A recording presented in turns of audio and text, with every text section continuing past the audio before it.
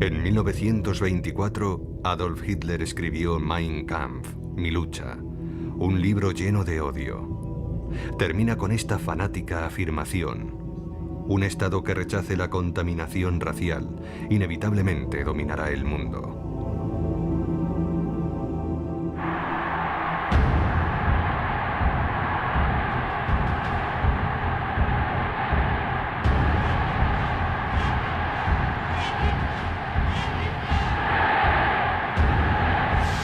Adolf Hitler nació el 20 de abril de 1889 y se suicidó el 30 de abril de 1945. Pero ¿cómo consiguió conquistar Alemania este austríaco que había salido de la nada? ¿Cómo sembró las semillas del odio y la violencia?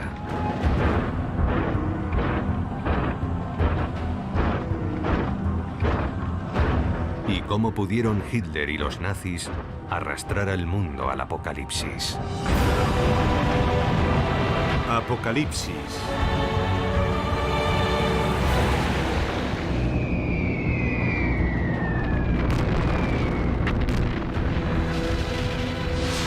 El ascenso de Hitler.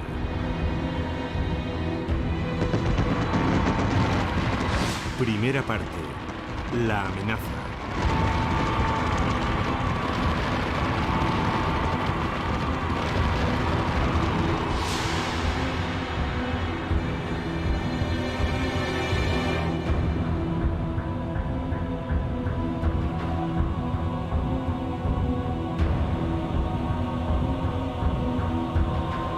¿Cómo fue posible el fenómeno Hitler? 1918. En Mein Kampf, Hitler escribe: la Primera Guerra Mundial fue el momento más inolvidable y sublime de mi existencia terrenal.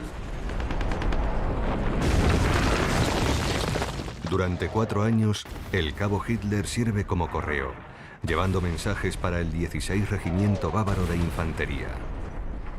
Corre de trinchera en trinchera, llevando las órdenes a los soldados. Es un puesto peligroso. Por ello es condecorado con la Cruz de Hierro. Una distinción que siempre llevará bajo la insignia del partido nazi.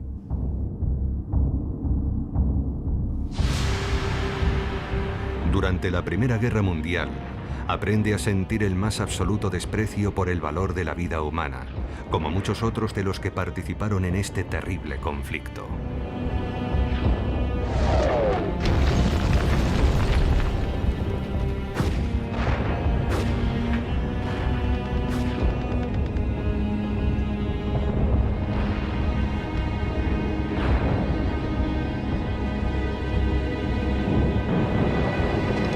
Gradualmente se convierte en un fanático nacionalista.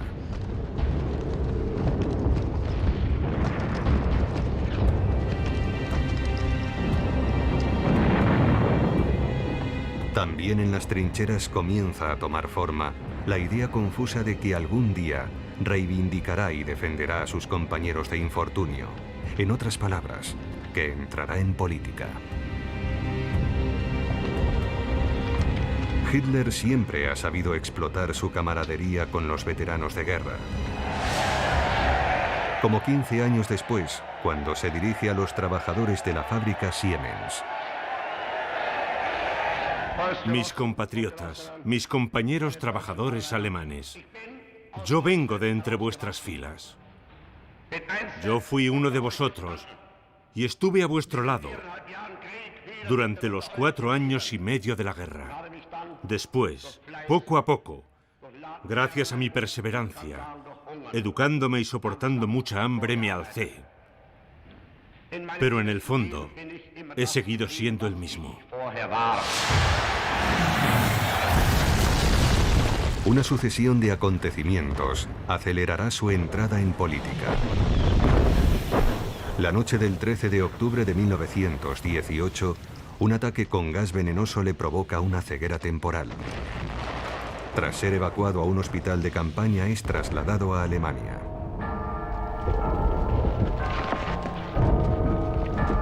Mientras tanto, en el frente, Los alemanes tienen que replegarse y muchos caen prisioneros.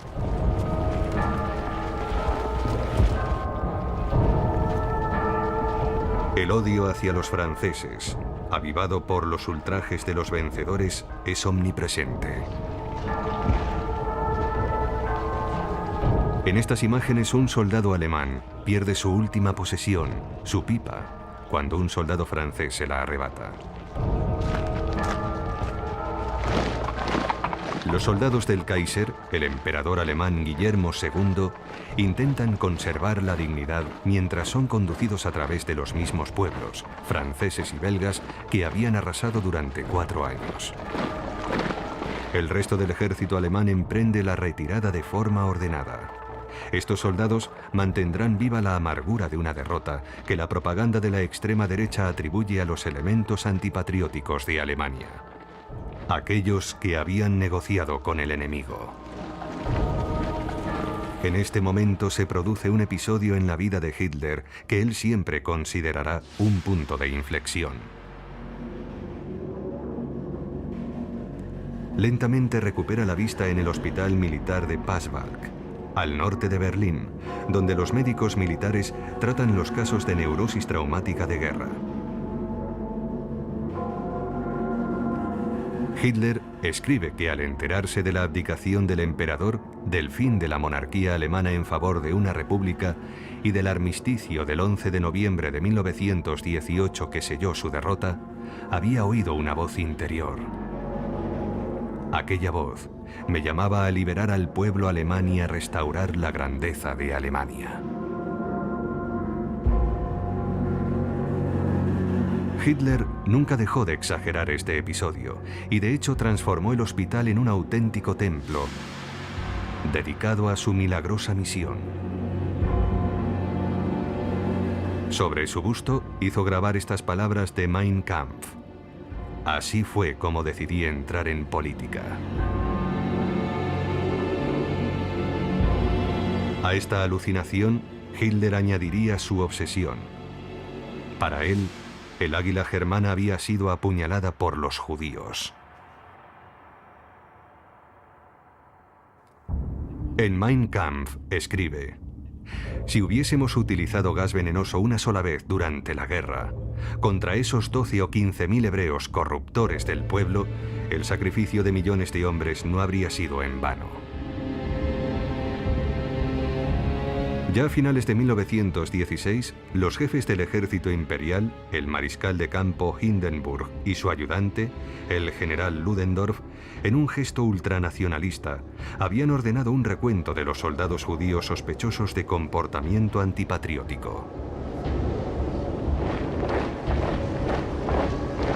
El antisemitismo tiene muchos siglos de antigüedad y no conoce fronteras. Perseguidos por su destino, los judíos, tanto los pobres aislados en guetos como los burgueses integrados y acomodados, se han convertido periódicamente en chivos expiatorios en tiempos de crisis. En Rusia, a principios del siglo XX, habían sido víctimas de pogromos, de matanzas. Muchos de los que huyeron de la persecución se establecieron en Alemania. La gran incógnita era: ¿tenía Hitler sangre judía?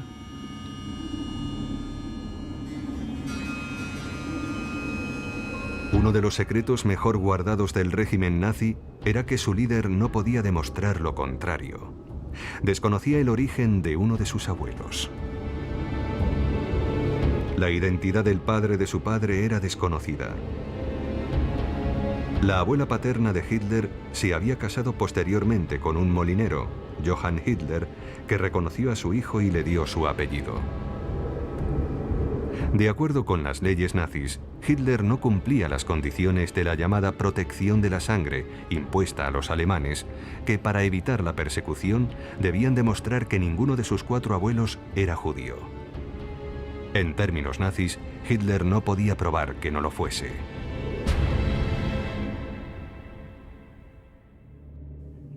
20 de abril de 1889. Adolf Hitler nace en el seno de una familia católica, en lo que entonces era el Imperio Austrohúngaro, en Braunau am Inn, una pequeña ciudad junto a la frontera con el Imperio Alemán. Su padre es funcionario de aduanas. Tras quedarse viudo, contrajo matrimonio con una prima mucho más joven que él, en una unión endogámica. Durante la infancia de Hitler, la familia se traslada con frecuencia al ocupar su padre diferentes destinos a lo largo de la frontera. Estudiante modelo en la escuela primaria, a los 8 años se convierte en monaguillo de este monasterio.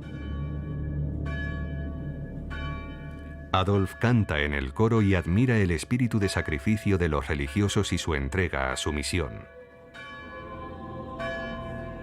Un día repara en una extraña cruz en el frontón del monasterio que se asemeja a la esvástica que se convertirá en el emblema nazi. Hitler siempre recordará aquella cruz como un presagio de su destino.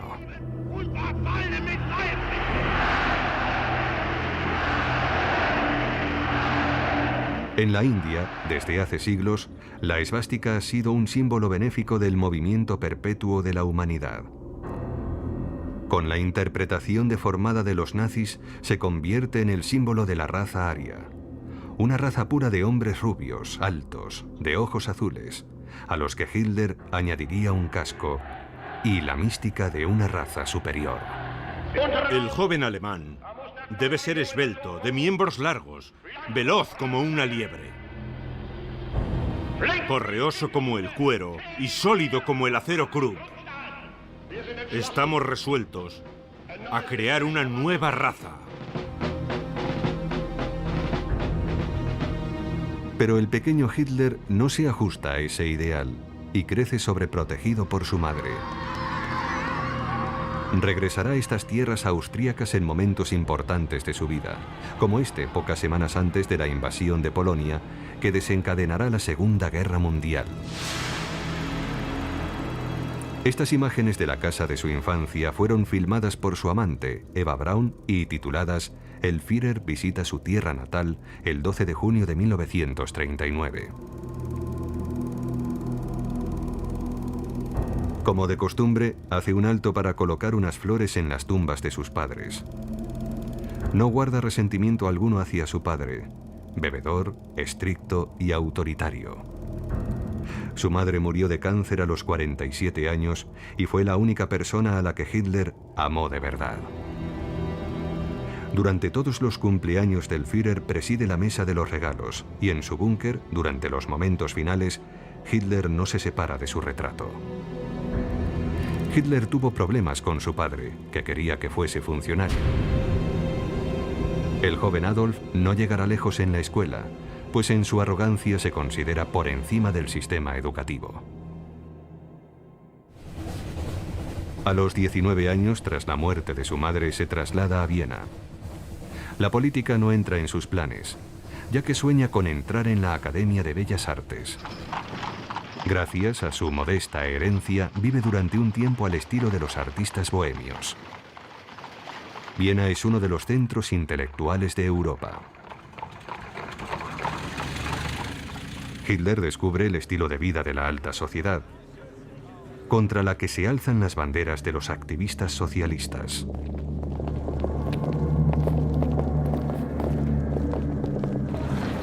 En Viena descubre las diferentes comunidades que conviven en la capital austrohúngara. Checos, polacos, italianos, croatas y judíos. Posteriormente afirmará: me parecieron la encarnación de la profanación racial.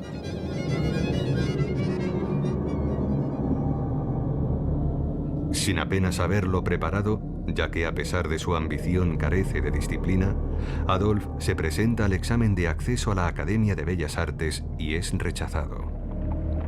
La Primera Guerra Mundial está a punto de empezar. Hitler vive en una pensión para hombres y sobrevive dibujando postales para los turistas. Con el poco dinero que gana, va a la ópera a oír a Wagner, que, como un amigo comenta, le hace entrar en trance.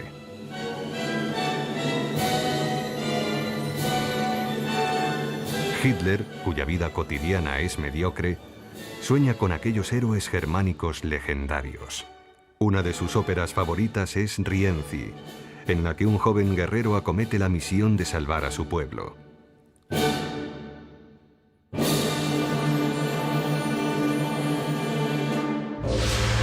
Comienza la movilización.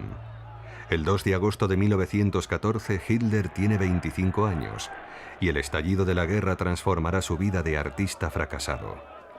El año anterior había huido de Austria para escapar del servicio militar, pero ahora está en Alemania, en Múnich, inmerso en la locura del nacionalismo radical que arrastra a toda Europa hacia la gran masacre.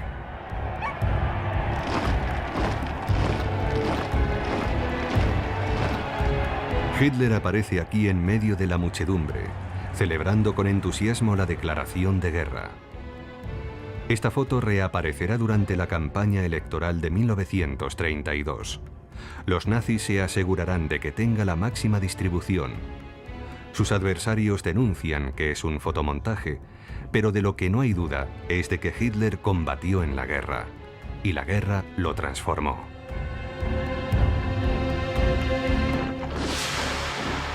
Después de 4 años con su regimiento, regresa a Múnich, en una Alemania al borde de la revolución.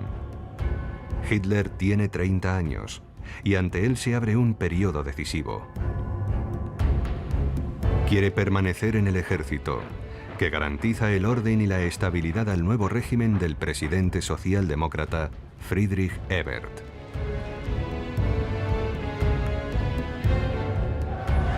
La joven república debe hacer frente a la Liga Espartaquista, movimiento revolucionario marxista cuyo objetivo es conquistar el poder, como los bolcheviques habían hecho en Rusia 2 años antes.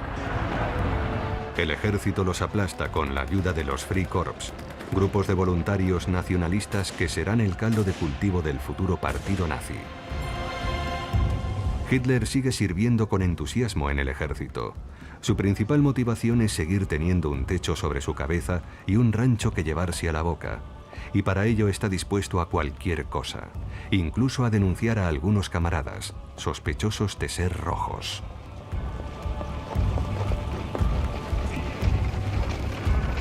Sus superiores, responsables de controlar a la población combatiendo las ideas comunistas, toman nota de su fervor antirrevolucionario.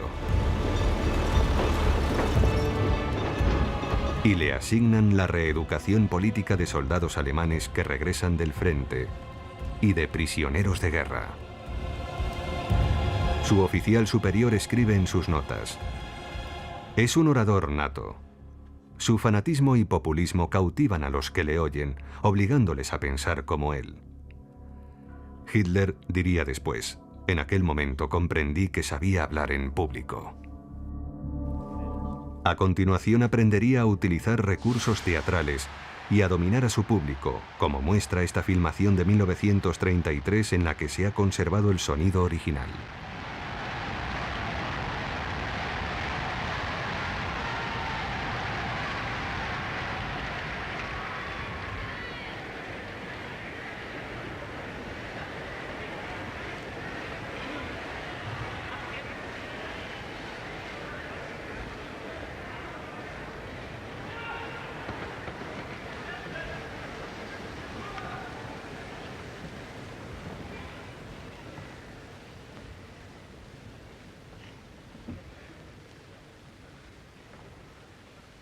Desde el principio, Hitler supo cómo elevar la intensidad de su discurso y dar a su público exactamente lo que éste esperaba de él. En 1919 denuncia la vergüenza nacional del Tratado de Versalles. Versalles, 28 de junio de 1919. Tras meses de discusiones entre los vencedores, especialmente Francia, Gran Bretaña y Estados Unidos, se imponen unas duras condiciones de paz a Alemania, como si hubiera sido la única responsable de aquella inmensa carnicería. El Tratado de Versalles, firmado el 28 de junio de 1919, condena a Alemania a pagar unas enormes reparaciones. Una pesada carga sobre la economía nacional que avivará la indignación del pueblo alemán. Alemania también ve cómo se le amputa un 13% de su territorio y un 10% de su población. Alsacia-Lorena vuelve a ser francesa y toda la orilla izquierda del Rin se desmilitariza. Una película alemana de aquel periodo denuncia el reparto del territorio nacional. Lo peor es la separación de Prusia Oriental para permitir que Polonia, dividida en el siglo XVIII, consiga un acceso al mar.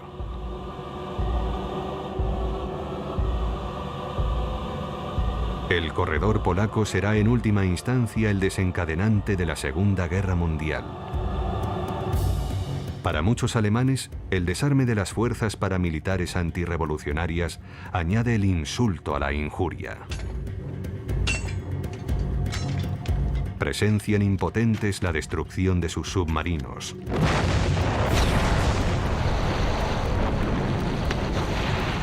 De sus buques de guerra. Y de su fuerza aérea. El ejército alemán se ve reducido a 10.000 hombres. Hitler es desmilitarizado y vuelve a Baviera, al borde del levantamiento donde proliferan los grupos de extrema derecha. Aquí aparece por primera vez en una filmación durante una manifestación del DAP, el Partido Obrero Alemán. En 1919 el ejército le había ordenado infiltrarse en este grupo y a falta de mejores perspectivas, continúa en él y se convierte en agitador político profesional.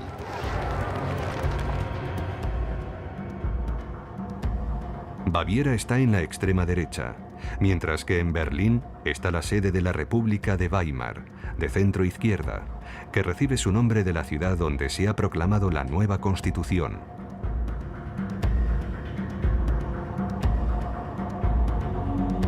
Hitler, transformado en un bávaro radical, clama indignado contra los criminales de noviembre, los signatarios del armisticio y el dictado de Versalles. Muchos en el ejército comparten sus sentimientos, sobre todo los veteranos de guerra que se reúnen en las cervecerías de Múnich. En una de ellas, la Berger Bräu Keller, Hitler hace su debut político el 13 de agosto de 1920 con una conferencia titulada ¿Por qué somos antisemitas? Más allá de su odio visceral hacia los judíos desde la derrota alemana, Hitler sabe que el antisemitismo es la mejor estrategia para atraer a militantes nacionalistas.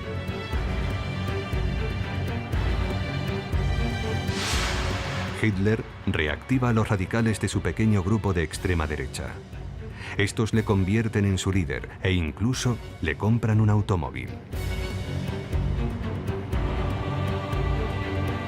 Hitler cambia el nombre del partido combinando los términos nacional y socialista. Su objetivo es hacerlo atractivo a más gente y mostrar su postura anticapitalista. El DAP se convierte en el NSDAP, el Partido Nacional Socialista Obrero Alemán, dando lugar a la forma abreviada nazi. En su pequeña oficina en una cervecería de Múnich, crea el emblema del partido. En Mein Kampf escribe: tras meditarlo mucho elegí una bandera roja, para mostrar la dimensión social de nuestro movimiento, con un círculo blanco que representaba nuestro nacionalismo, y la esvástica, símbolo del ario, el eterno antisemita. Para mantener el orden en los mítines crea su división de asalto, o SA, una pequeña milicia cuyos uniformes pardos obtiene de excedentes del cuerpo de aduanas del disuelto Imperio Austrohúngaro. Su radicalismo hace crecer la afiliación al partido, que en tan solo un año pasa de 2.000 a 20.000 miembros. Su éxito se debe en parte al apoyo de un grupo racista, la Sociedad Thule, que había tomado su nombre de un mítico reino nórdico.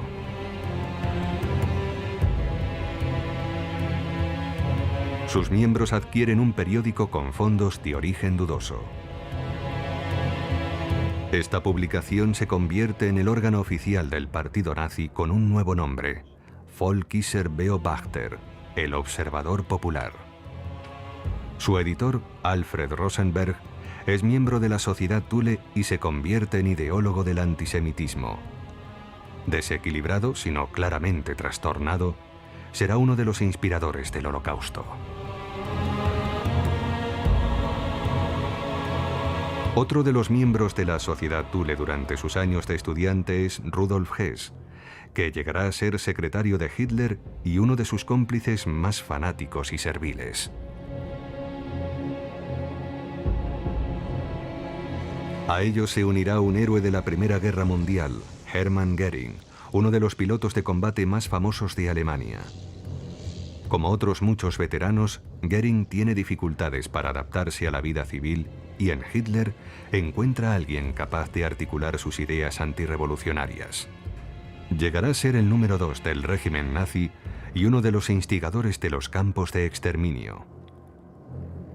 En 1922, en una marcha política, Hitler sitúa a Göring junto al general Ludendorff, que sigue llevando su antiguo casco para mostrar a los veteranos que su gran comandante apoya a los nazis.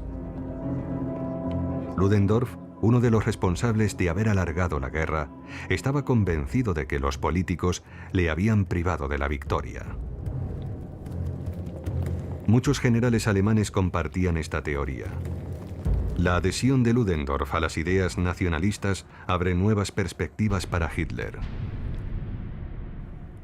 Todo parece posible.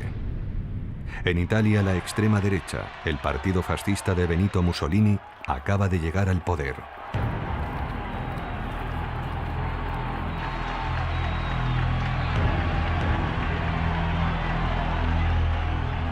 ¿Será Hitler el Mussolini alemán? 1923 será el año decisivo.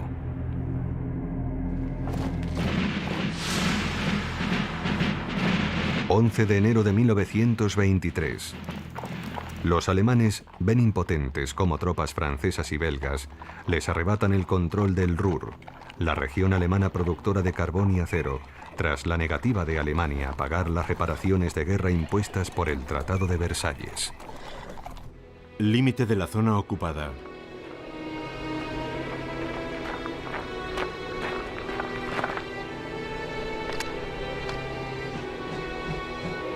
Los franceses y los belgas se cobran directamente en carbón.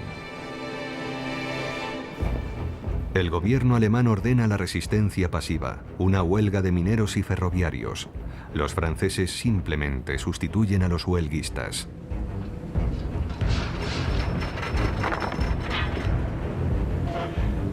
No queda carbón para los alemanes. La tensión aumenta peligrosamente. El 10 de marzo de 1923, el teniente francés Pierre Colpan, del 17 Batallón de Infantería, muere asesinado. Su ataúd viaja de vuelta a Francia pasando por pueblos y ciudades. Los oficiales franceses abofetean a los alemanes que no se descubren.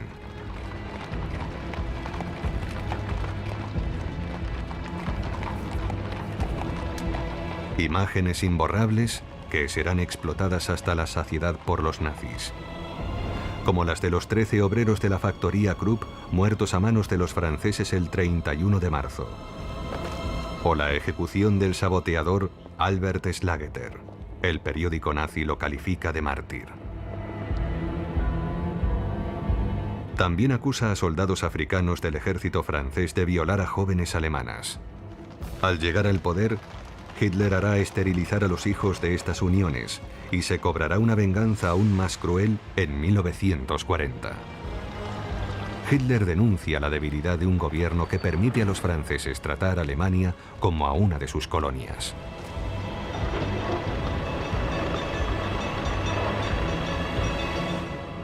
Los alemanes pasan frío, pasan hambre.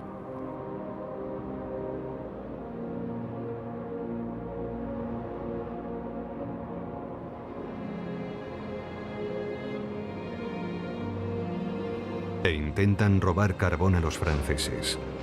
La República de Weimar tiene que importar su propio carbón y pagar a los mineros en huelga. El Estado se ve obligado a imprimir enormes cantidades de dinero nuevo. El marco se deprecia dramáticamente. Un día los alemanes pagan 1.000 millones de marcos por 1 kilo de patatas y el día siguiente 460.000 millones por una barra de pan. En este fermento de inflación desbocada y desempleo, la extrema derecha bávara se moviliza con el general Ludendorff como líder.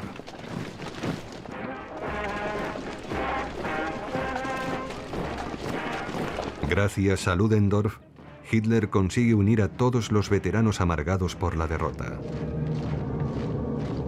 Quiere intentar un putsch, un golpe de Estado, marchar sobre Múnich y después sobre Berlín. Hitler afirma: nuestro pueblo está sometido a condiciones económicas tan extremas que si no actuamos ya, se pasarán al bando de los comunistas. Gracias a sus cómplices en el ejército, los nazis consiguen armas. Sin embargo, tras muchas dudas, el ejército y la policía deciden mantenerse leales al gobierno. Para Hitler, en Múnich, todo parece perdido. Pero sigue aferrándose a la fantasía de que él y Ludendorff todavía pueden poner de su parte a la población y ordena a sus tropas que avancen hacia la policía. Los dos bandos se encuentran, con Hitler en el centro, vistiendo un abrigo blanco. Ese fotomontaje nazi pretendía reforzar el mito de la valentía de Hitler. Este, en realidad, se refugió tras un guardaespaldas que murió cuando la policía abrió fuego, poniendo fin así al putsch de Hitler de 1923. 10 años después, ya en el poder, Hitler instituiría una celebración inspirada en ritos nórdicos, cada 9 de noviembre, en homenaje a los 14 nazis muertos en la intentona golpista. Cada año se gritan sus nombres. Y miles de nazis y las juventudes hitlerianas contestan: ¡presente! Barried, presente.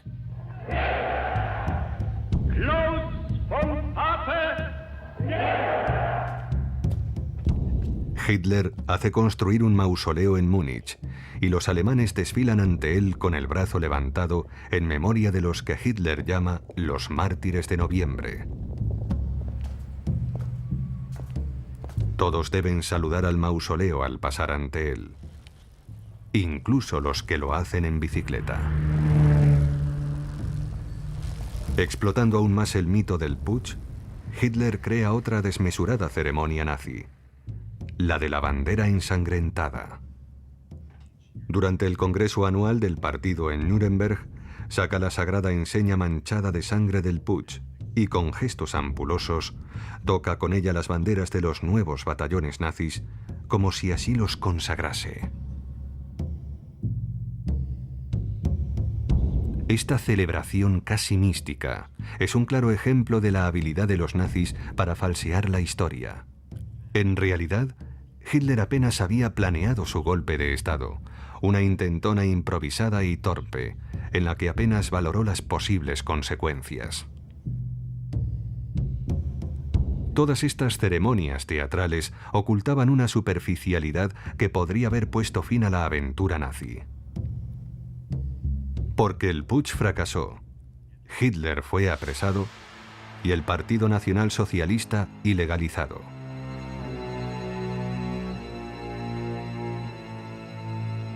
El gran escritor austriaco Stefan Zweig escribió: así, en 1923, desaparecieron las esvásticas y las divisiones de asalto, y el nombre de Hitler volvió a caer en el olvido.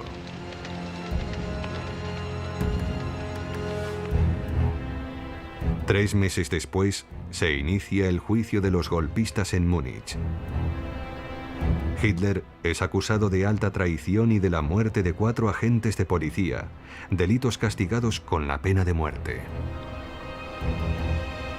Ludendorff, que ni siquiera ha sido arrestado, se presenta en el juicio en un coche de lujo acompañado de sus abogados.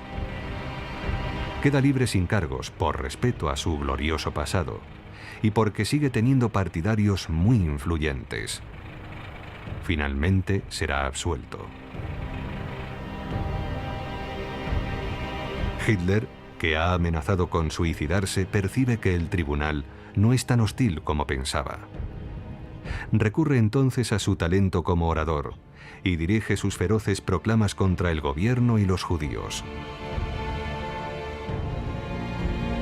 El estrado se convierte en un inesperado púlpito. Los jueces cada vez le ven con mayor simpatía y el público abarrota la sala. El veredicto es mucho menos severo de lo que Hitler esperaba. Es condenado a 5 años de cárcel en una celda relativamente confortable, con vistas al campo. Su reclusión se asemeja a la estancia en un hotel, en el que recibe a simpatizantes nazis a cualquier hora del día. Uno de sus partidarios le regala una corona de laurel y define a Hitler como la encarnación del ardiente deseo de la nación. Hitler tiene acceso a todas las publicaciones e incluso empieza a leer a Marx.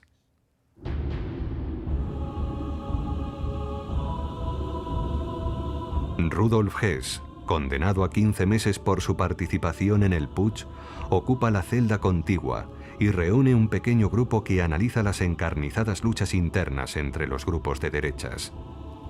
El regreso de Hitler empieza a ser una necesidad apremiante. Sus cómplices en el exterior intentan acelerar su puesta en libertad.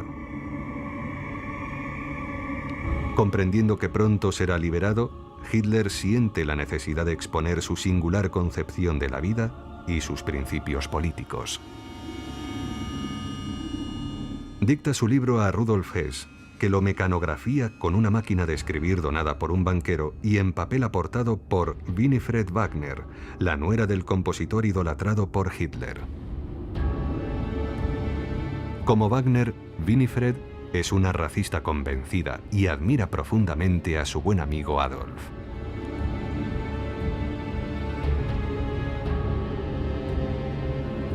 Periodistas nazis reescriben el manuscrito redactado precipitadamente.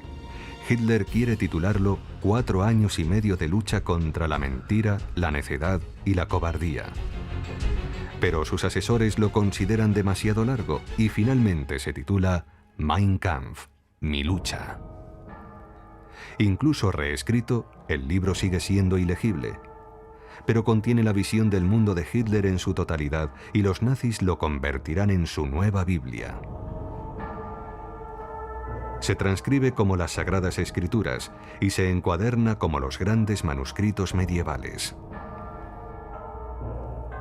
Hitler desvaría sobre la lucha de la raza superior, la raza germánica de arios altos y rubios, la necesaria conquista de su espacio vital, la erradicación del comunismo y la destrucción de Francia y de los judíos, que a los ojos de Hitler ni siquiera pertenecen a la especie humana.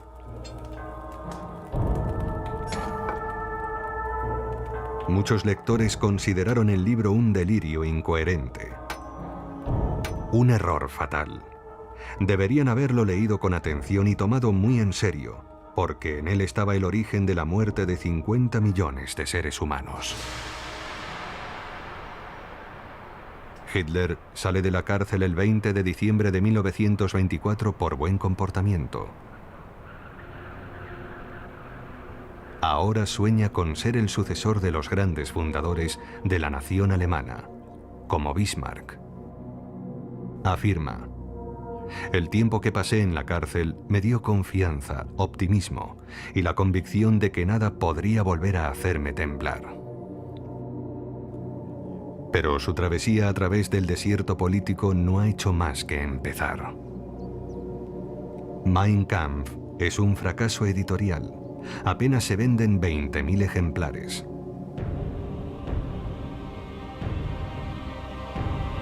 Hitler pasa mucho tiempo en Berchtesgaden, una aldea de las montañas bávaras, donde alquila un pequeño chalet.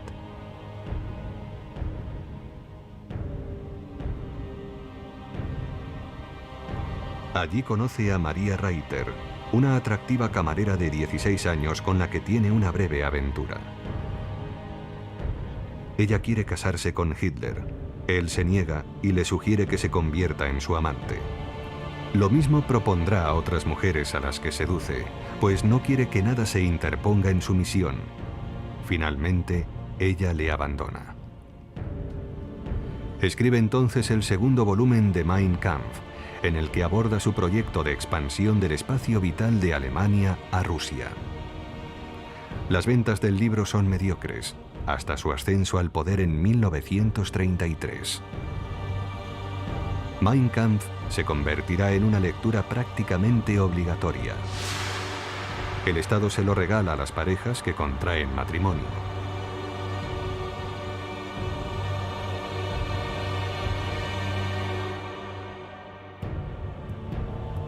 Quien no lo tenga en la librería de su casa corre el riesgo de ser delatado por el servicio. Las acerías Krupp obsequian el libro a los trabajadores ejemplares. Las ventas de Mein Kampf alcanzan los 80 millones de ejemplares y es traducido a numerosos idiomas. Los pagos por derechos de autor son astronómicos y convierten a Hitler en un hombre muy rico. El 27 de febrero de 1925, Hitler escenifica su regreso a la política en la famosa cervecería muniquesa desde la que lanzó el putsch. Al día siguiente, un súbito acontecimiento beneficiará a su causa. La personificación de la nueva democracia alemana, el primer presidente de la República de Weimar, el socialdemócrata Friedrich Ebert, muere a los 57 años de una apendicitis maltratada.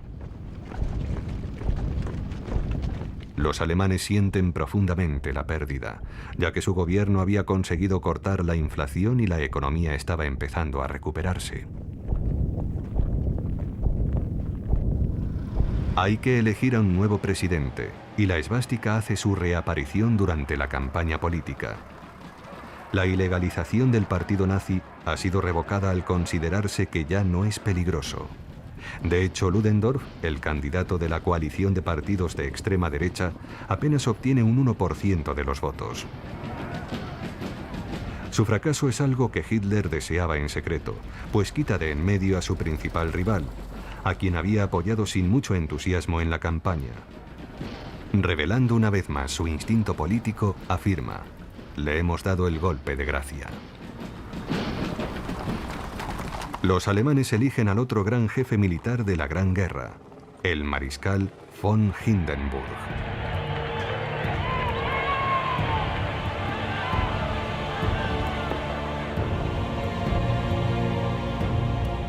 En 1870, siendo un joven oficial, había estado presente en la proclamación del Segundo Imperio Germánico en la Sala de los Espejos de Versalles.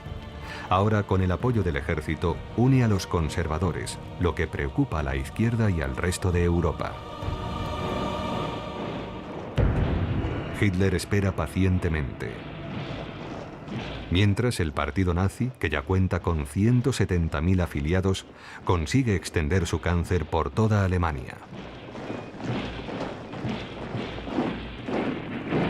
Hitler convierte sus divisiones de asalto en un auténtico ejército privado. Sus miembros son cada vez más jóvenes, lo que no impide que esté formado por fanáticos y violentos asesinos.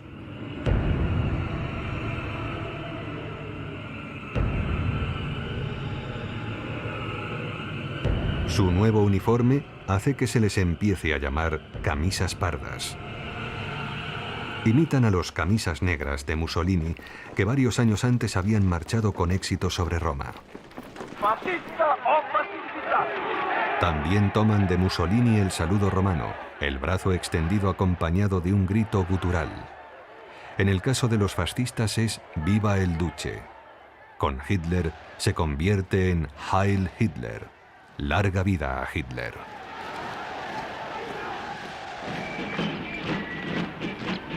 Un selecto equipo de diseñadores alemanes crea el uniforme de las SA. Entre sus fabricantes está el diseñador de Stuttgart, Hugo Boss, que lo anuncia en sus campañas publicitarias. Hugo Boss, miembro del partido nazi, también producirá los siniestros uniformes negros de las SS, la Schutzstaffel, la nueva unidad de protección de Hitler, y los de las juventudes hitlerianas.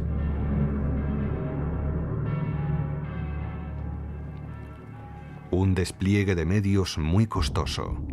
El dinero procede de los miembros de base del partido nazi y de adinerados simpatizantes, como el magnate del acero Fritz Thyssen, cuyas fábricas se preparan para forjar nuevas armas. Henry Ford, el mayor fabricante de automóviles del mundo y un conocido antisemita, apoyará también decididamente a los nazis, cediéndoles todos los beneficios de las ventas de sus coches en Alemania.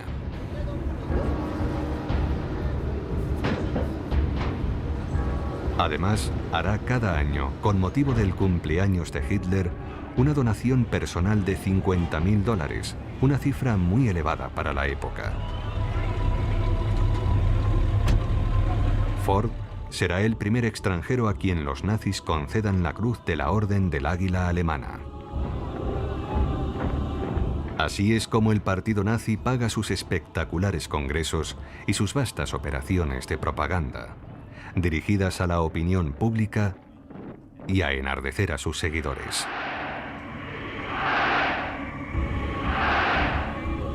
La enseña nazi proclama Deutschland, erwache, Alemania, despierta. En 1927 Hitler elige el bastión nazi de Nuremberg, ciudad medieval cargada de significado histórico y de atractivo wagneriano, que subraya su conexión con los caudillos germánicos de la Edad Media. Hitler hace de Nuremberg su capital ideológica. También quiere resaltar la sumisión del partido al Führer, su líder. Este culto a su figura crecerá gracias al trabajo de su fotógrafo personal, Heinrich Hoffmann.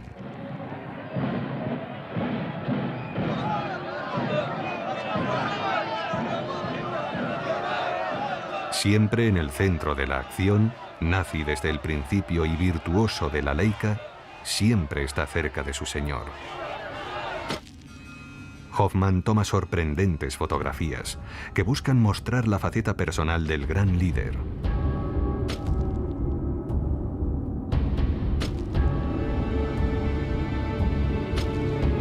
Muchas van dirigidas a las votantes femeninas, cuyas preferencias intenta interpretar.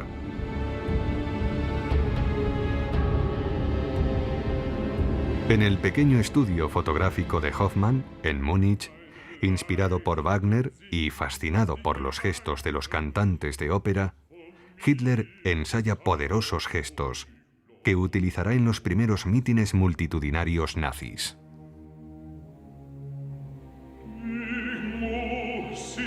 Hitler afirma: las masas son femeninas y estúpidas. Solo la emoción y el odio pueden mantenerlas controladas. No el propio pueblo. Pueblo alemán, ayúdate a ti mismo. Todos debéis ayudar.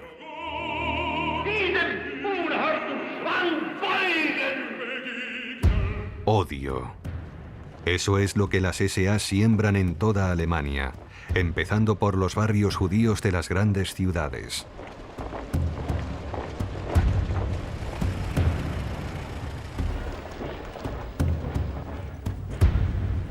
En lo que todavía es una sociedad pacífica, Stefan Zweig es testigo del nacimiento de la violencia y escribe: era el método fascista, pero al estilo alemán, ejecutado con precisión militar. A un toque de silbato, los SA saltaban de los camiones a toda velocidad, apaleaban a la gente con sus porras, y con un nuevo toque de silbato volvían a saltar a los camiones y desaparecían, con la misma rapidez con la que habían llegado.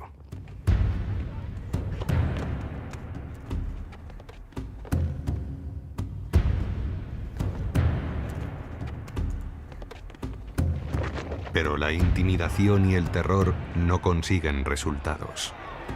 En las elecciones legislativas de 1928, los nazis obtienen menos de 1 millón de papeletas.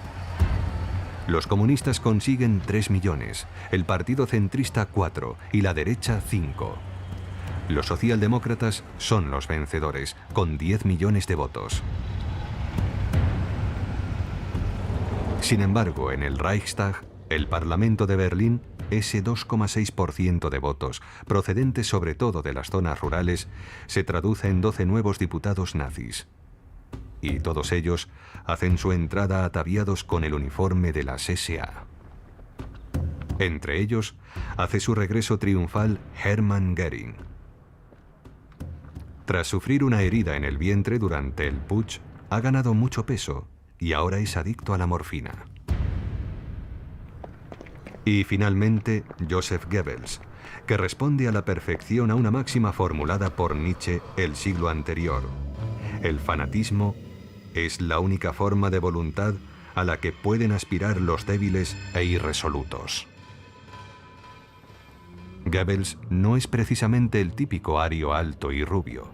Es bajo, cojea y ha vivido acomplejado desde niño al tener una pierna más corta que la otra. Pero su astucia diabólica compensa su desventaja física. Este rebelde que ha coqueteado con el marxismo encuentra por fin el rumbo de su vida. Encuentra a Adolf Hitler. Goebbels ve la luz.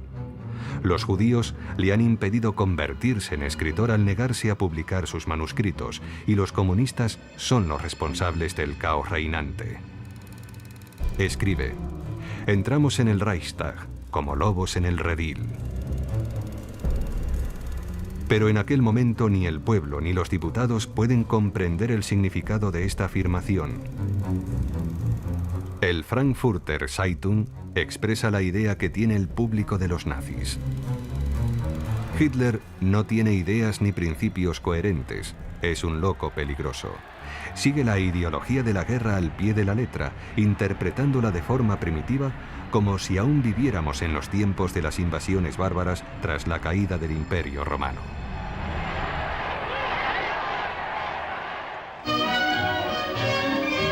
Alemania no está preocupada. Haría falta una gran catástrofe para que Hitler tuviera algún futuro en política. El historiador Ian Kershaw escribe: sin la Gran Depresión, sin el crack del 29, sin la desintegración de la burguesía, de liberales y conservadores, Hitler habría seguido siendo un chiflado en la periferia de la política. Pero Hitler jamás renunciará a su misión. Continuaremos con nuestra lucha, fanáticamente y sin piedad, hasta la muerte.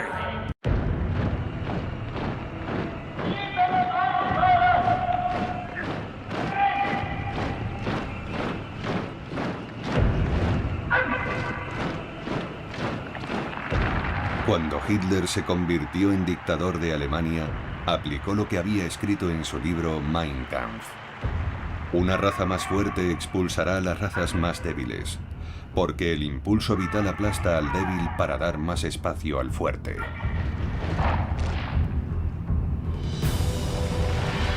Apocalipsis, el ascenso de Hitler. ¿Cómo consiguió Hitler hacerse con el poder y convertirse en el líder supremo, el Führer? Segunda parte, el Führer.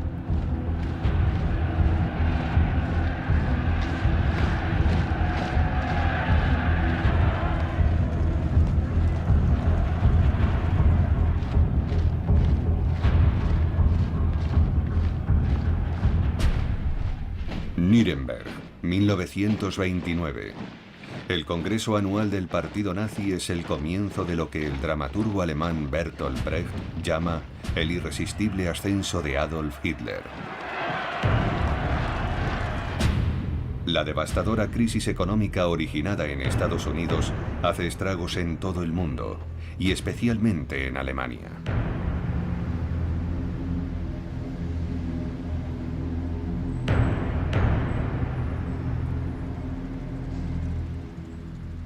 Una tras otra, Las fábricas cierran sus puertas y el número de desempleados alcanza la astronómica cifra de 6 millones.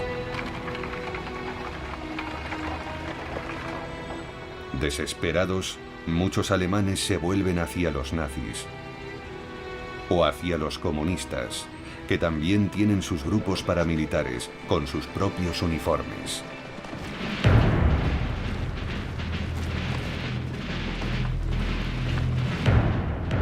Comunistas y nazis chocan violentamente en las elecciones siguientes.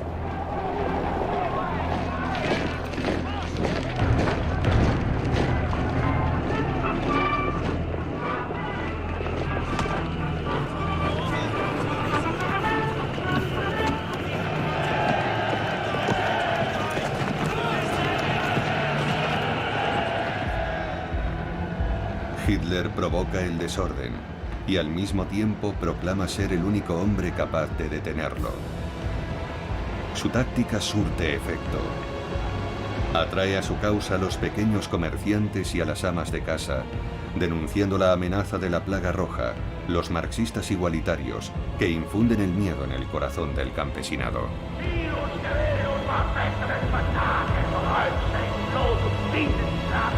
El resultado es asombroso. 100 diputados electos nazis entran en el Reichstag, el Parlamento alemán. Hitler es ahora el líder de la segunda fuerza política del país tras los socialdemócratas. Las clases altas que desprecian a Hitler no están especialmente preocupadas. Stefan Zweig escribe: para ellos el poder siempre había estado reservado a los varones, a los príncipes, a los que se habían educado en la universidad. Nada cegaba más a los intelectuales alemanes que el orgullo de su cultura.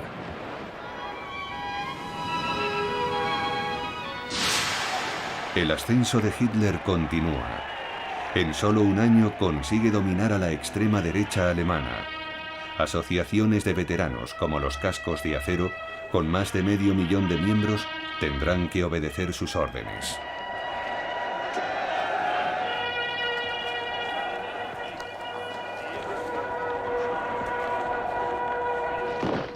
Tras su imagen dominante, Hitler oculta un terrible secreto. Un suceso escandaloso que podría acabar con él. En la prensa han circulado rumores de un oscuro drama personal. Una pasión obsesiva por su sobrina, Geli Robal, de 23 años, a la que amaba irracional y posesivamente. Geli terminó quitándose la vida tras vivir con él en su piso de Múnich. No sin antes confesar a una de sus amigas: mi tío es un monstruo. Nadie puede imaginar lo que me obliga a hacer. Quería abandonarle y ahora está muerta. Una campaña de prensa le acusa de perversión sexual e incluso de haber hecho asesinar a Geli. Profundamente deprimido, Hitler amenaza con suicidarse. Su camarilla, preocupada, decide actuar. Su fotógrafo, Heinrich Hoffmann, le presenta a una de sus secretarias. Se parece a Geli y se llama Eva Braun. Tiene 19 años, pero es bastante desenvuelta. Parece perfecta.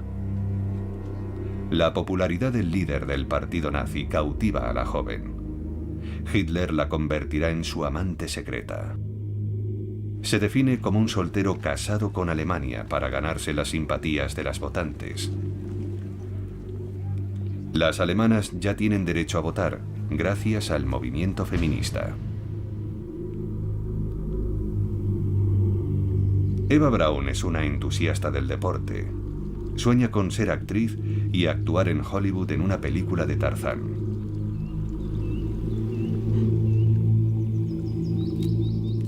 A su lado, Hitler recupera la combatividad, justo cuando se aproxima el fin del mandato de Hindenburg, el presidente alemán. Hitler es uno de los candidatos a sucederle en 1932. Apenas 10 años después de su intentona golpista y de su encarcelamiento, tiene muchas probabilidades de convertirse en presidente de Alemania. Los alemanes se ven sometidos a una intensa campaña publicitaria. El jefe de propaganda nazi, Joseph Goebbels, exclama: «Seamos grandiosos», y diseña una campaña electoral ultramoderna haciendo uso de la aviación, algo nunca visto en Europa. Para ello cuenta con el mayor avión comercial de la época, gracias al director de la compañía aérea Lufthansa, que no deja pasar la oportunidad de obtener publicidad gratuita. Hitler, con casco de cuero, emprende una gira por más de 100 ciudades alemanas para reforzar su popularidad. Su piloto, Hans Bauer, recuerda: «Volábamos hiciera el tiempo que hiciera, incluso en plena tormenta. Jamás contempló la cancelación de un mitin. La gente acabó perdiendo el miedo a volar». La conclusión de Bauer era que Hitler había contribuido a la expansión del tráfico aéreo. Goebbels inventa el eslogan «El Führer sobre Alemania» y forja el mito de Hitler como supremo salvador durante esta campaña aérea, cuidadosamente filmada y luego proyectada por todo el país.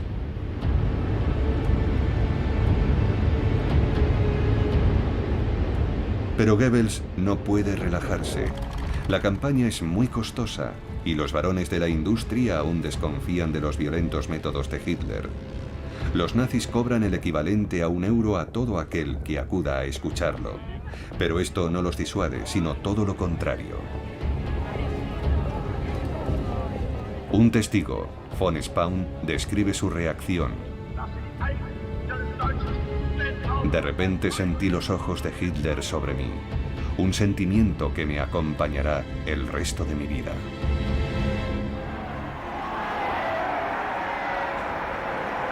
Una semana antes de las elecciones, Hitler reúne a 100.000 berlineses desencantados de los partidos tradicionales, aparentemente incapaces de enfrentarse a la crisis. Una joven de 20 años, Jutta Rüdiger, está entre la multitud. «No puedo explicar la situación a la que nos había llevado el paro. Realmente pensábamos que solo Hitler podía sacarnos de aquella miseria». Nadie habla de las decenas de miles de personas que se asfixian año tras año por esta terrible desesperación. Con su discurso pseudosocial, Hitler se convierte en uno de los candidatos favoritos. La prensa se ensaña con él. Para la derecha, Hitler es el paradigma del aventurero político. La izquierda le dedica insultos más personales. Le describen como un afeminado, un estafador medio loco, un charlatán vanidoso, un falso tipo duro con una fusta de piel de rinoceronte. El presidente saliente, el mariscal Hindenburg, es un monárquico reaccionario, pero recibe el apoyo de la izquierda. Esta paradoja refleja el creciente peligro que representa Hitler, como expresa su más encarnizado oponente, el socialdemócrata Otto Wels. No debemos perder más tiempo. Debemos tener una única idea, un único objetivo: derrotar al fascismo hasta aniquilarlo por completo. Luchar por la República, por la libertad y por los trabajadores alemanes. El 10 de abril de 1932 se anuncian los resultados. Hitler no será presidente. Sus votos suman 13 millones, un tercio del electorado. Es una cifra enorme, pero no suficiente.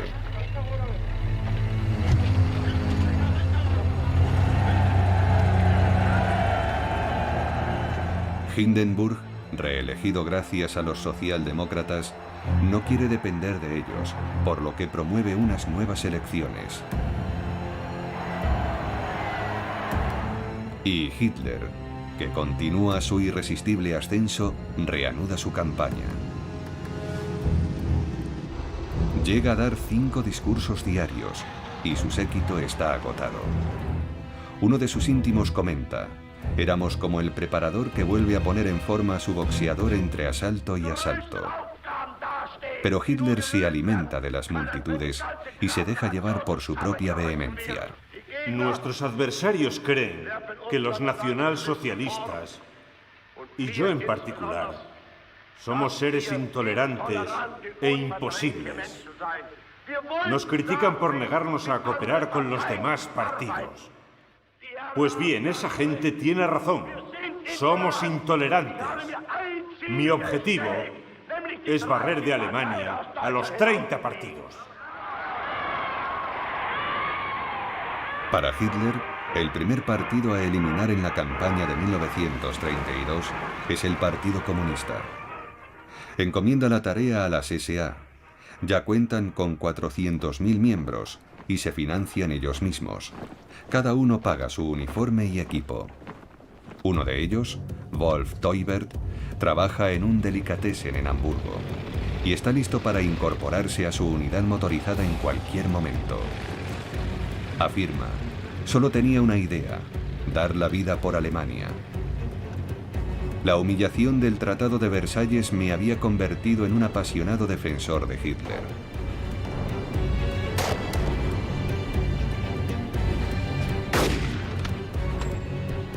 Había compañerismo, solidaridad y orgullo de vestir el uniforme. Nosotros, que nos avergonzábamos de ser demasiado jóvenes para haber combatido en la Gran Guerra, aprendimos de la experiencia de los mayores. Para motivarlos, Goebbels fabrica un ídolo, Horst Wessel, un muchacho berlinés que había llegado a ser jefe de sección de las SA. Asesinado por los comunistas un año antes, se convirtió en el gran mártir del movimiento nazi.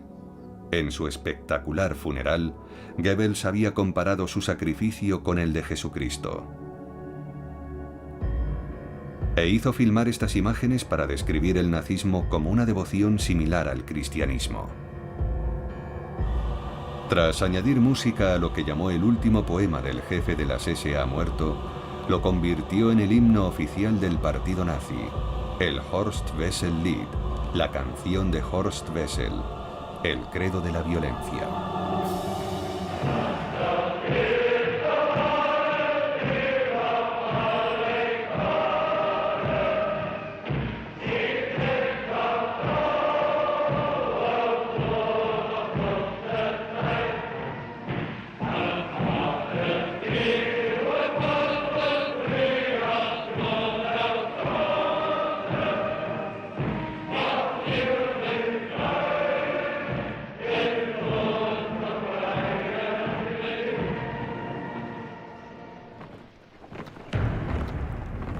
El Frente Rojo es la milicia comunista y, como los trabajadores rusos, siempre visten blusones y gorras.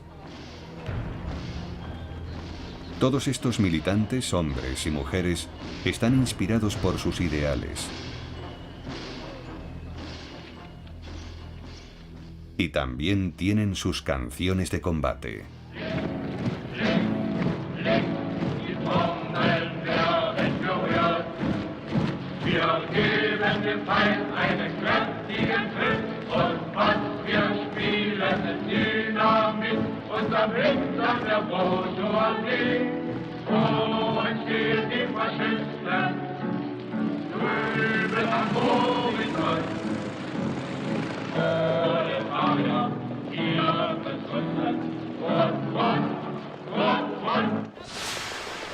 Julio de 1932, el verano sangriento de la campaña electoral. Los milicianos de las SA, con la complicidad de la policía, atacan en la calle a los comunistas, que sufren 100 muertos y más de 1000 heridos. Muchos alemanes, hartos del desorden y de la impotencia del gobierno, aprueban los actos violentos de los nazis. Como resultado, Estos obtienen 230 diputados en el Parlamento. Hitler ya es el jefe del partido político más poderoso del país.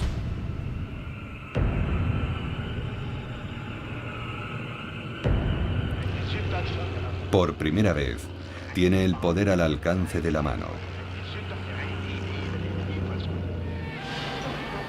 Pero la euforia no tarda en dar paso a la decepción. El presidente Hindenburg se niega a nombrarlo canciller, jefe del gobierno. Y dice a Hitler: ante Dios, mi conciencia y la patria, no puedo otorgar el poder a un partido tan intolerante como el suyo.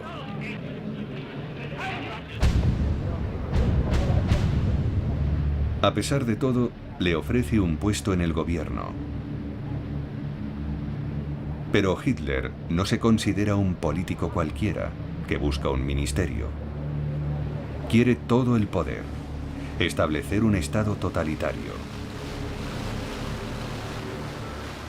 En pocas semanas, Goebbels, cabeza del grupo parlamentario nazi, consigue paralizar el procedimiento democrático, al resultar imposible formar una mayoría. Y con la sonrisa maliciosa del que ha visto triunfar sus perversos planes anuncia: es hora de disolver esta asamblea que ya no refleja la voluntad del pueblo. Esta asamblea no refleja la voluntad popular y debe ser disuelta. Por tercera vez en un año se convocan elecciones, que tendrán lugar en noviembre, una nueva oportunidad para Hitler. He tenido la energía y la tenacidad de convertir lo que al principio fueron 1000 seguidores en 14 millones de votantes hoy. Y haré que se conviertan en 20 y después en 30 millones.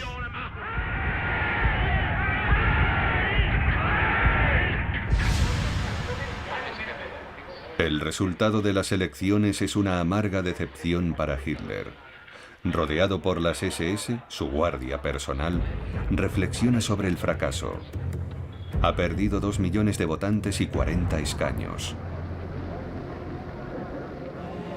Goebbels declara: hemos sufrido un revés.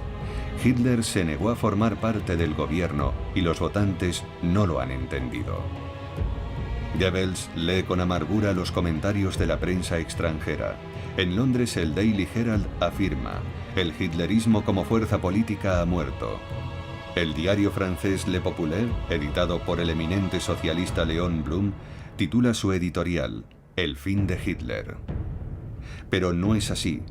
3 meses después, Hindenburg, incapaz de formar mayoría, termina por capitular y nombra a Hitler canciller de Alemania.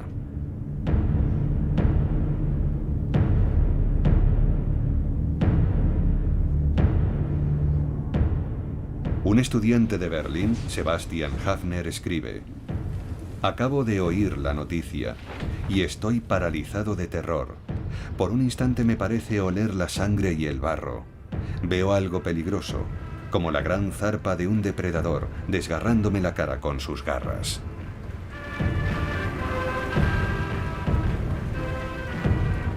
Para alcanzar sus fines, el lobo se pone la piel de cordero. Hitler tranquiliza a Hindenburg pidiendo solo 2 carteras para los nazis. El ministro del Interior será un policía de Múnich llamado Wilhelm Frick, con Hermann Göring a su lado controlando la policía. 2 puestos clave. Hitler avanza con subterfugios. Su objetivo es mostrar que los ministerios más importantes han ido a parar a manos de un conservador, Franz von Papen, ex canciller, y al hombre fuerte de la extrema derecha, Alfred Hugenberg, ministro de Economía y Agricultura, y un agresivo y autoritario representante de la línea dura. Hitler llama a su gobierno Gabinete de Concentración Nacional para que parezca una coalición nacionalista, en lugar de un gobierno predominantemente nazi. Los grupos reaccionarios creen que pueden controlar a Hitler.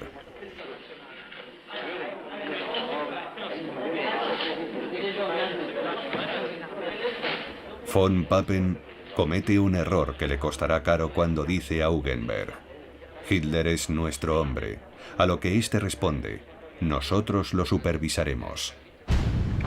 Aquella misma noche del 30 de enero de 1933, en todas las grandes ciudades alemanas, Goebbels organiza un desfile de antorchas de los veteranos cascos de acero, las SS y las SA.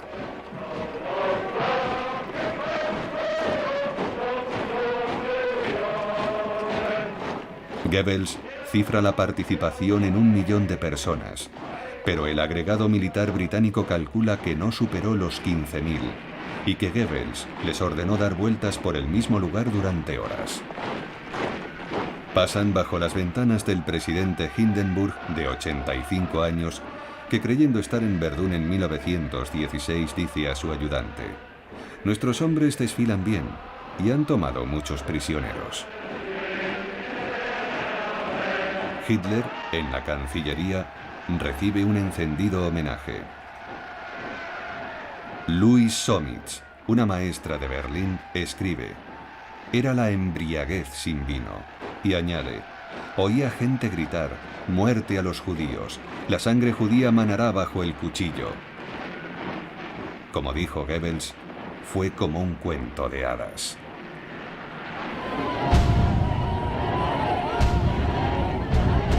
En el Palacio de los Deportes de Berlín, Hitler lanza su primer discurso como canciller.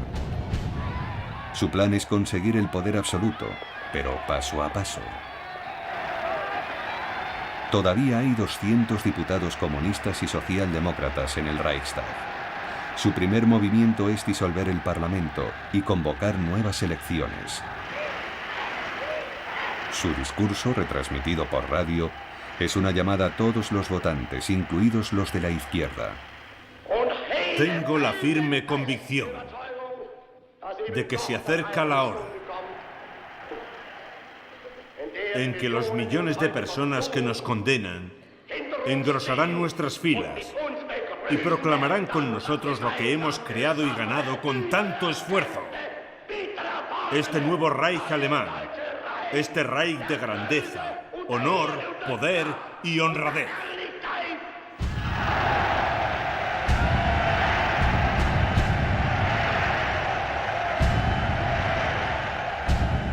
Con este discurso conciliador, Hitler prosigue su avance sin quitarse la máscara. Pero Goebbels quiere dejar las cosas claras apelando al antisemitismo y la violencia para satisfacer a la base de los votantes nazis. Si los periódicos judíos creen que pueden intimidar al movimiento nacionalsocialista con sus veladas amenazas, más les vale ir con cuidado. Nuestra paciencia tiene su límite, y un día les cerraremos esas bocas judías insolentes y embusteras.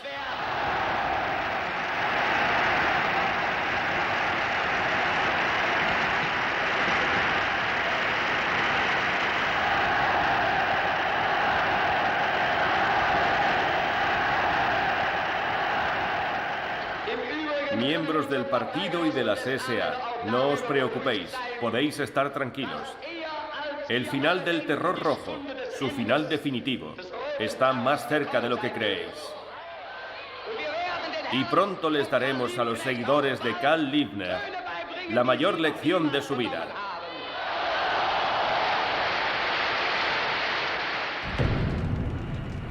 Apenas 2 semanas después, el Gran Reichstag, el Parlamento alemán, arde durante la noche. El poderoso símbolo de la democracia alemana queda reducido a cenizas.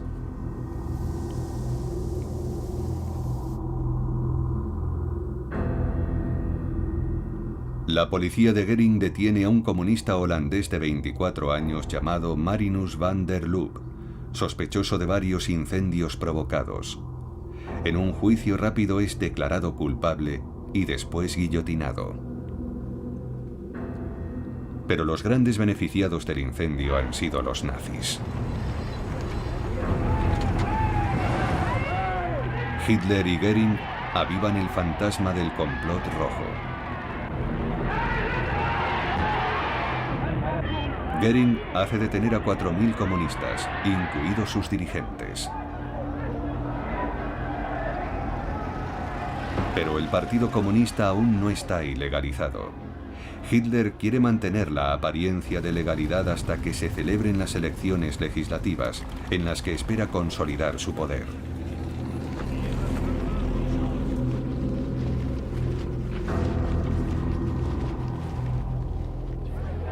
Los alemanes, hartos de campañas electorales y de desorden, ven los renovados ataques de las SA como acciones dirigidas a proteger a la población de las agresiones comunistas, como dicen los nazis.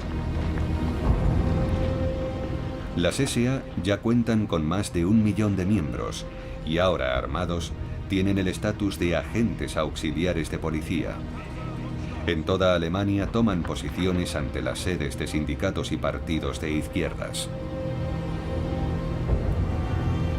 Una vez más, fomentan la violencia, mientras Hitler sigue jugando la carta electoralista para tranquilizar a un Hindenburg cada vez más agotado.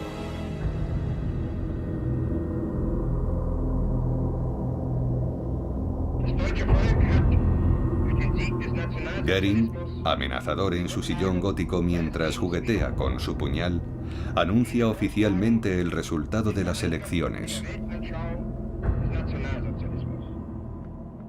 El 5 de marzo señala la inmensa victoria de un hombre y un movimiento.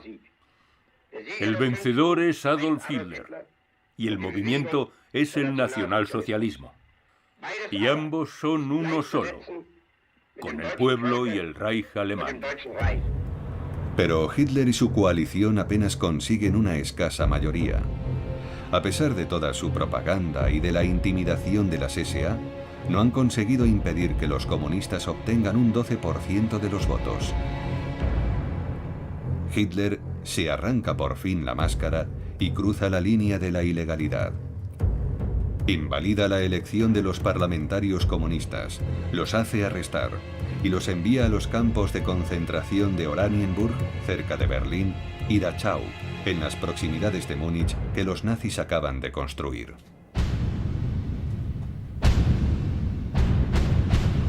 Son los primeros de los 16 campos que entrarán en funcionamiento en 1933. El número de presos políticos alcanza los 100.000 durante los primeros meses del régimen. El estudiante comunista Klaus Bastian recuerda: los guardias nos azotaban y nos tiraban al agua helada. Temíamos por nuestra vida día y noche. La versión oficial nazi era que estos parlamentarios, altos funcionarios y líderes sindicales estaban siendo tan solo reeducados. La sombra siniestra de la dictadura se extiende sobre Alemania. Hitler ha instalado el nuevo parlamento en el Teatro de la Ópera, rodeado por las SA, y exige poderes ilimitados. Los diputados comunistas han desaparecido y muchos de ellos están presos. Los 94 socialdemócratas se arman de valor y votan en contra de Hitler. Ellos también son enviados a los campos de concentración u obligados a huir del país. 441 parlamentarios, desde la extrema derecha al centro católico, escuchan el farragoso discurso dirigido a reavivar las esperanzas del pueblo. Promete el fin del desempleo, la protección de la población rural, el respeto de la ley y, sobre todo, la paz. La Asamblea vota su propio fin, al conceder a Hitler plenos poderes durante 4 años.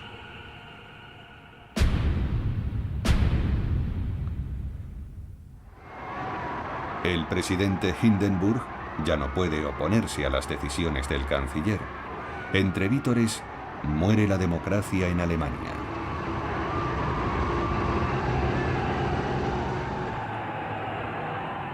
El hecho de que Hitler, profundo antisemita, tenga el poder absoluto en uno de los países más industrializados, se ve en el exterior como una amenaza universal.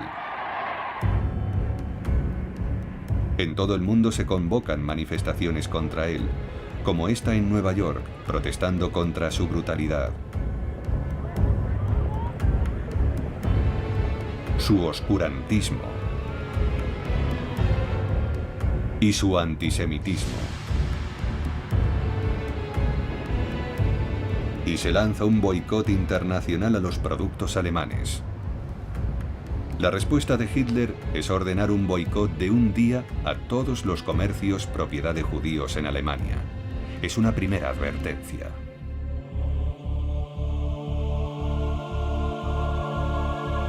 Un cineasta aficionado, con la ayuda de su esposa, pone a prueba la determinación de los nazis que montan guardia ante los negocios judíos.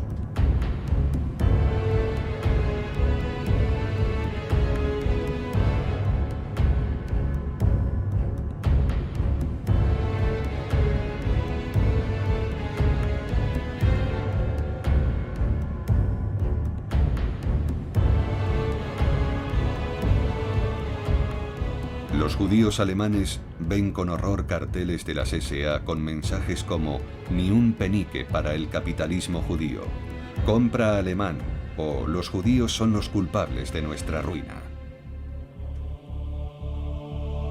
Es el principio de la persecución.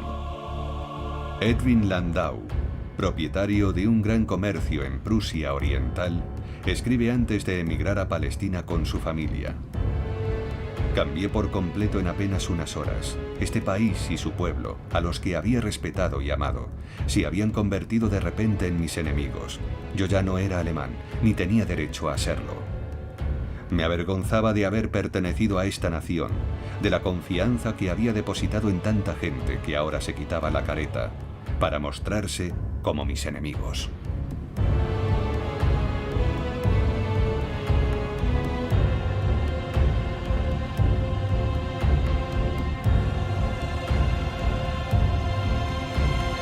El antisemitismo contamina la universidad. El nazismo intoxica el cerebro de la gente, imponiendo una ideología intolerante y sectaria que empujará a los propios estudiantes a la quema de libros.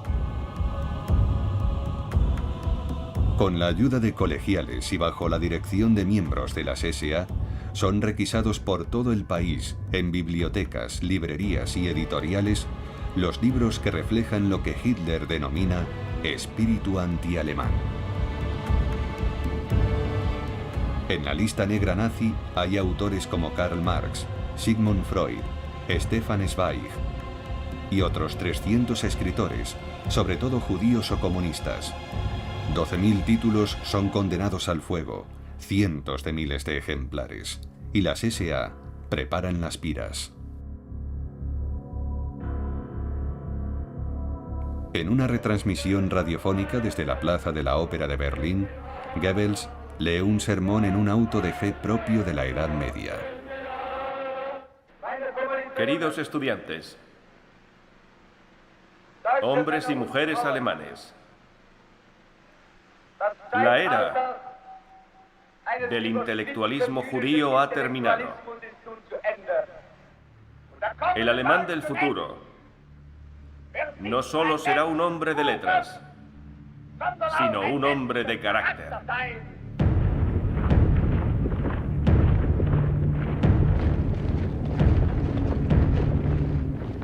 Una joven berlinesa, Dorothea Gunther, está presente en el ritual de la quema de libros, y así describe la escena. Los estudiantes y los miembros de las SA gritaban el título del libro, el nombre del autor, y si era judío, pacifista, feminista o simplemente progresista. Entonces recitaban, «Te entregamos al fuego», y lo lanzaban a las llamas. Yo estaba espantada y profundamente indignada, ya que había leído y comentado muchas de las obras que acabaron en la hoguera.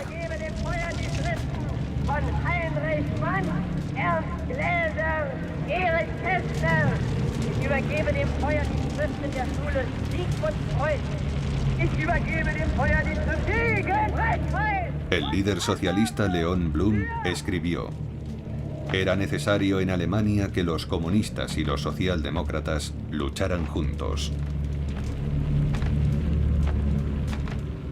Los socialdemócratas no estaban dispuestos a hacerlo, y los comunistas tenían órdenes concretas de Moscú. Ninguna alianza con los socialdemócratas, a los que llamaban sociotraidores. Las órdenes de Stalin fueron un regalo para los nazis.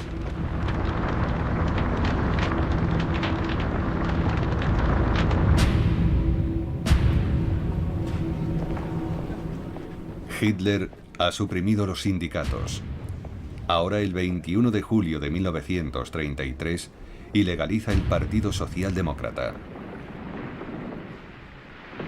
SA y SS, ¡Heil! Una magnífica era se abre ante nosotros. Por fin Alemania ha despertado. Hemos conquistado el poder en Alemania. Ahora tenemos que conquistar al pueblo alemán. El pueblo alemán puede irse tranquilamente de vacaciones. A partir de ahora, el único partido legal es el partido nazi. Sus proclamas antisemitas no parecen preocupar mucho a la población, que se muestra bastante indiferente al destino de sus compatriotas judíos. Al fin y al cabo, no son más de 500.000, menos de un 1% de la población. La mitad de los judíos alemanes conseguirá emigrar.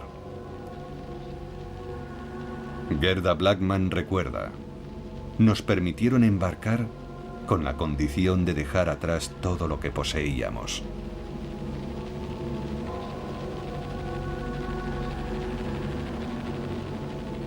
Los judíos alemanes más pobres no pudieron salir del país.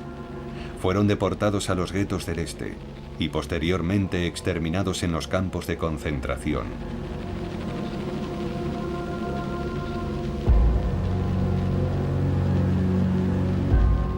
Los opositores al régimen huían si podían, a donde podían. Sobre todo a Francia, donde quedarían atrapados por la ocupación alemana durante la guerra, para ser finalmente entregados a los nazis. Muchos de los que no pudieron irse a tiempo o decidieron quedarse y seguir luchando, fueron capturados y exterminados en los campos.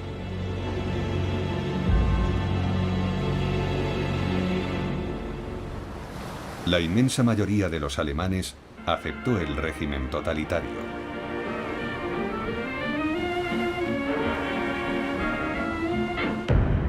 Algunos comenzaban el día izando la bandera con la esvástica, el nuevo emblema oficial de Alemania.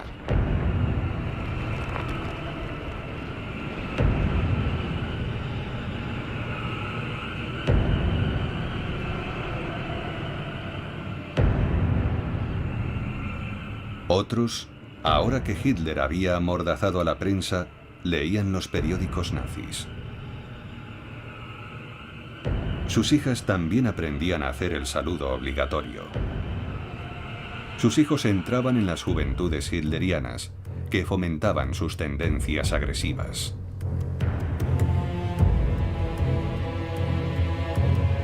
En los colegios, los maestros enseñaban a sus alumnos a manejar armas de fuego.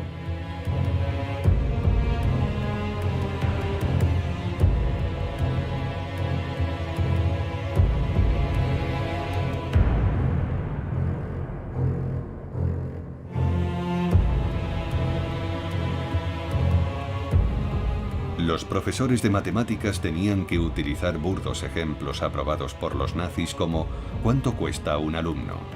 Un retrasado mental cuesta al Estado 1.800 marcos, un alumno medio 320 y uno brillante solo 125.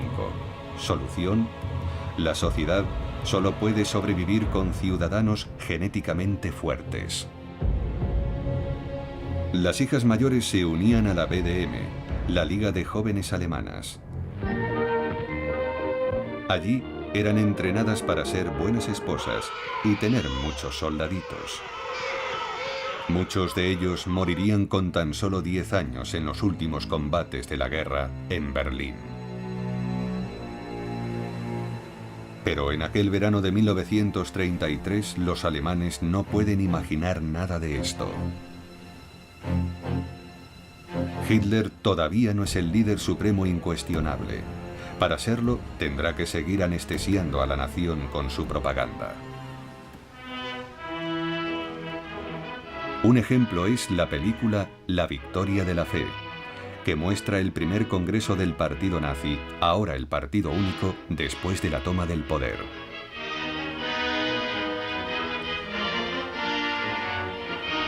Hitler obtiene grandes beneficios del talento de la joven directora Leni Riefenstahl, que conquista al líder con su energía y belleza.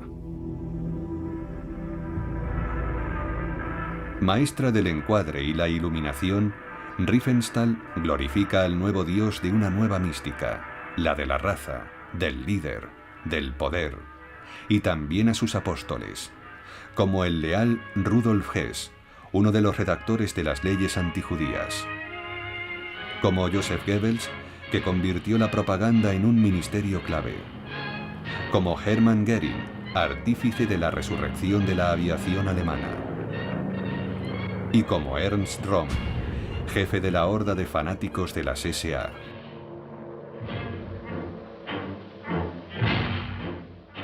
Nada hacía sospechar que esta película sería prohibida un año más tarde, porque Röhm, cómplice de Hitler desde el fallido Putsch de 1923, será acusado de traición. Quizá porque está demasiado cerca de Hitler, o porque las SA han llegado a tener demasiado poder. Con 2 millones de miembros, su fuerza rivaliza con la del ejército. Para ganarse el apoyo de este, Hitler eliminará a Röhm.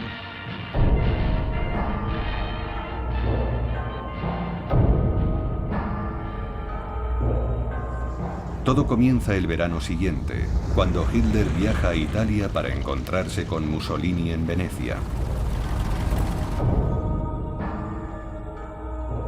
Hitler queda impresionado por su colega y modelo, casi 6 años mayor que él, cuya aprobación necesita para su plan de anexionarse a Austria.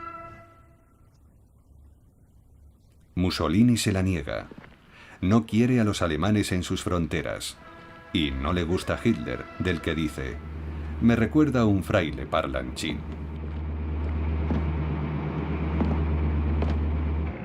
Perfecto conocedor de que Hitler no tiene fuerza naval, le acompaña en una visita a Venecia que comienza intencionadamente por su flota de guerra. Hitler regresa a Berlín mortificado. Ahora ya sabe que hasta que reconstruya las fuerzas armadas no podrá seguir adelante con sus planes.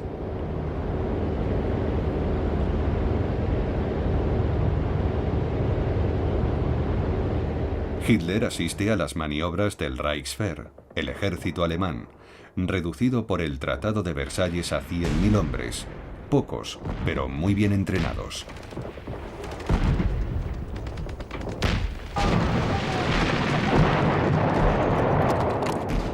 Pero para hacer la guerra necesitará generales, almirantes, oficiales, estrategas y especialistas bien entrenados.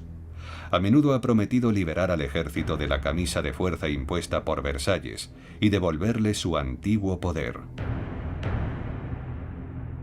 Pero los generales quieren más, concretamente deshacerse de Röhm y de sus SA, ya en condiciones de suplantar al ejército.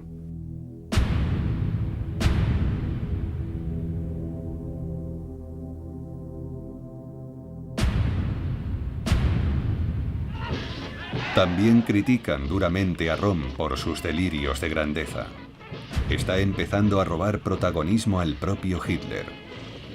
A los magnates de la industria les preocupa su declaración de que la revolución nacionalsocialista no ha terminado. Goebbels lo califica de bolchevique disfrazado. Ha sido su cómplice durante 15 años, pero la decisión de Hitler es firme: eliminar a Röhm con el pretexto de que ha planeado un golpe de Estado. Para ello, elige a los ejecutores: Himmler, jefe de las SA; Heydrich, jefe de la Gestapo; y Sepp Dietrich, un antiguo carnicero que dirige la guardia personal del Führer. Entre el 30 de junio y el 2 de julio de 1934, en la operación llamada La Noche de los Cuchillos Largos, las SS asesinan a Röhm y a otros 85 opositores potenciales y testigos embarazosos del pasado de Hitler.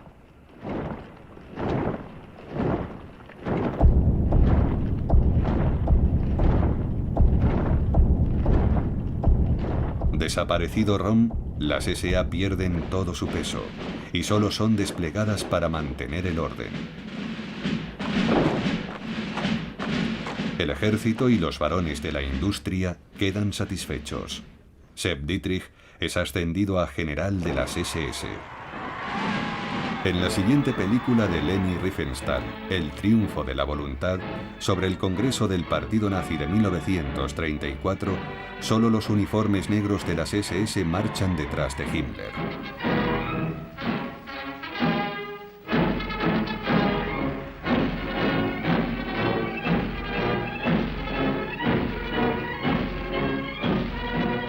Hitler ya está solo en lo alto de la pirámide. Un mes después de la noche de los cuchillos largos, el último presidente de la República, el mariscal Hindenburg, muere a los 87 años de edad.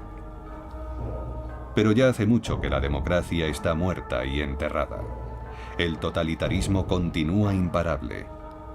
Hitler se convierte en comandante de las Fuerzas Armadas. Su poder es absoluto. Todos los soldados juran lealtad al Führer, nuestro líder, y el líder del pueblo alemán, Adolf Hitler. Adolf Hitler!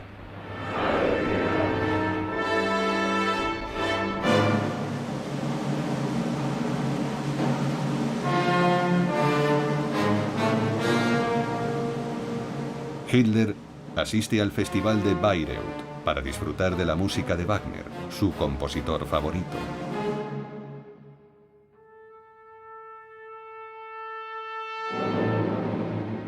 La nuera del compositor, Winifred Wagner, que le ha apoyado desde sus duros principios, le da ahora la bienvenida como señor de Alemania. Hitler puede mirar atrás, satisfecho de lo que ha conseguido. Ha hecho realidad el sueño enloquecido de su juventud, reencarnar a Rienzi, su héroe wagneriano favorito, que se sacrifica por su adorado pueblo.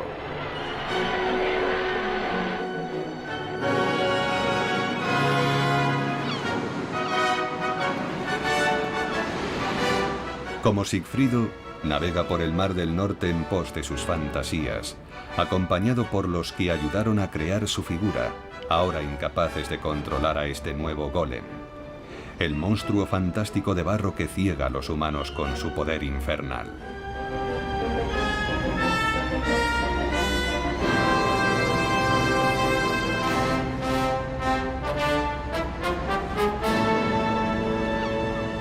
Hitler se apropia de los éxitos de la República de Weimar, como las famosas Autobahns, que se convierten en reclamo publicitario del régimen.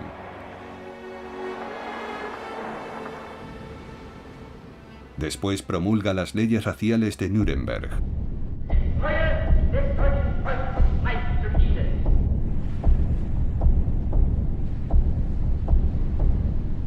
Ordena la quema de sinagogas en la conocida como Noche de los Cristales Rotos, preludio de la solución final.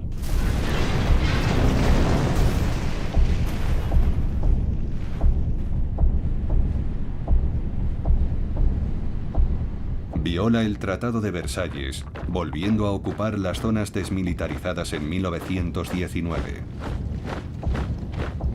La falta de reacción de Francia y el Reino Unido impulsa a Mussolini a acercarse más a Hitler y a darle su aprobación para anexionarse Austria. El primer paso de lo que él llama su misión, integrar todos los pueblos germanoparlantes en una gran Alemania. Intervendrá en la sangrienta Guerra Civil Española, enviando sus bombarderos a arrasar Guernica, contribuyendo decisivamente a la victoria de Franco sobre los republicanos españoles.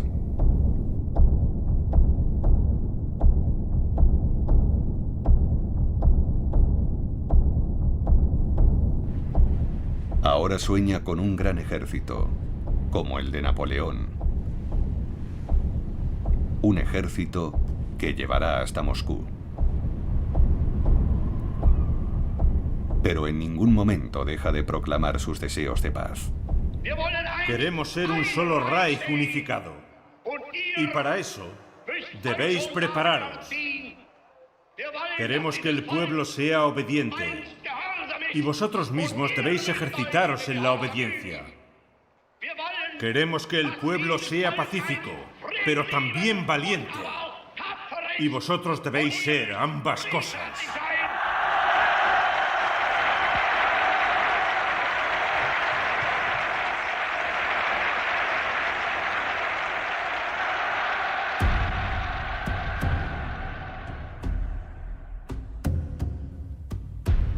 Los alemanes, saturados por discursos altisonantes y manifestaciones espectaculares, perderán el contacto con la realidad.